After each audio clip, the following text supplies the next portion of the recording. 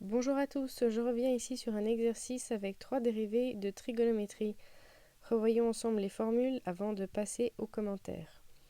Ici, on a 1 sur sinus de x. Qu'est-ce que c'est? Premièrement, on remonte le sinus avec une puissance moins 1. Le moins 1, c'est utiliser la puissance x puissance n. Le n, c'est le moins 1. Puis ensuite, on utilisera la formule de la composition de deux fonctions avec la dérivée. Et le f, c'est le sinus. Donc g, c'est le puissance moins 1. On dérive donc moins 1 fois le sinus qui a perdu 1 degré, donc moins 2. Et dérivé du sinus, qu'est-ce que c'est? C'est le cosinus. Voilà, c'est la nouveauté, c'est les fonctions trigo. Pour le reste, tout fonctionne comme les fonctions rationnelles.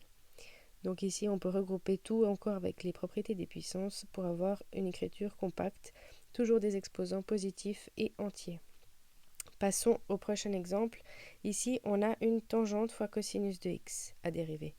Premièrement, la tangente, c'est toujours une bonne idée de la réécrire sous forme de sinus sur cosinus. Et on voit ici que cela pourra simplifier notre cosinus.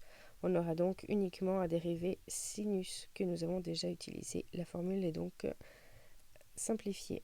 On n'a plus que cosinus de x. Un dernier exemple pour aujourd'hui, c'est une fraction avec sinus de x sur 1 plus cos de x. Ici, je n'ai pas rappelé la formule, mais c'est donc une dérivée d'un quotient. Donc on dérive le numérateur, on recopie le dénominateur. Moins, on recopie le numérateur, on dérive le dénominateur. Et le tout est sur le dénominateur qui est au carré. Alors, un par un, les termes. Donc déjà, le sinus, on l'a déjà vu. Sa dérivée, c'est cosinus. Ensuite, on recopie et on va continuer avec 1 plus cosinus. Le 1, sa dérivée c'est 0 et le cosinus, eh bien, elle est en haut. Sa dérivée c'est moins sinus de x. Ces formules sont démontrées sur cette chaîne. N'hésitez pas à aller les regarder, ces vidéos, puisqu'elles sont au programme de l'oral. Donc, on continue. Le numérateur est à simplifier. On distribue donc premièrement le cosinus. Et quand on a cos fois cos, on note cos carré. Moins sin fois moins sin, ça donnera simplement plus sin au carré.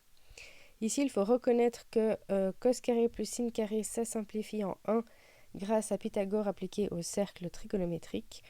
Et on aura donc, si on l'écrit dans l'autre sens, puisque l'addition est commutative, 1 plus cos de x, qui va pouvoir se simplifier entre le numérateur et le dénominateur. Il nous reste donc 1 en haut et 1 plus cosinus de x en bas.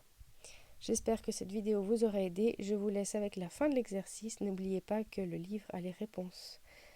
Bonne révision, faites des exercices et vérifiez vos solutions.